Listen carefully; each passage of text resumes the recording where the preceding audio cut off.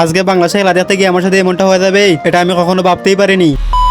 যেহেতু আজকে বাংলাদেশের ফুটবল খেলা আছে তাই বিকেল বেলা চলে গেলাম বাজারে। এমনিতেই আমি বাংলাদেশের ক্রিকেট খেলা দেখি না, কারণ তারা প্রত্যেকটা ম্যাচে আমাদের হতাশ করে, তারা খেলা হারে আর কষ্ট পাই আমরা। সেই আগে এখন খেলা দেখাই বাদ দিয়ে দিছি। আজকে যেহেতু ফুটবল খেলা আছে তাই আজকে খেলাটা দেখমু। যাই হোক, বাজারে যে কারণে আইছি আইসা দেখি সেই দোকান বন্ধ করে দিছে। আর এদিকে রাস্তায় কি জ্যাম, ঠিক আমার এক্সের মনের মতো। বাজার থেকে যাওয়ার সময় এদিকে আমার মামা বলতেছে সে নাকি কি খাইবো, আর এমনিতে তেলে বাজার জিনিস আমি বেশি খাই না। আজকে যেহেতু মাগনা আছি তাহলে তো ছাড়া যায় না। আর এদিকে আমার মামা দুইটা সমস্যা লয়ে লইছে, এটার বিলটাও কিন্তু সে দিছে। তারপর হাতে সমস্যাটা নেই, আমি খাইতে খাইতে চলে যেতেছি বাসায় এসে দেখি বাংলাদেশে খেলা শুরু হয়ে গেছে। এখন হংকং একটা প্লান্টিক শট পাই গেছে। আসলে এটা প্লান্টিক ছিল কিনা আমি বুঝতেছিলাম না। বাংলাদেশ একটা গোল খাওয়ার পরে আমার মনটা তো খুবই খারাপ হয়ে গেছে। আমরা কি আজকে জিততে পারবো না এটা ভাইবা তো আমার খুবই খারাপ লাগতেছে। বাংলাদেশ টিম কি আজকে আমাদের হতাশ করবে? যাই হোক, 83 মিনিট পরে বাংলাদেশ একটা গোল দিল, এটা দেখে তো মনে আনন্দ চলে আসছে। এত অপেক্ষার পরে ফাইনালে একটা গোল দিল।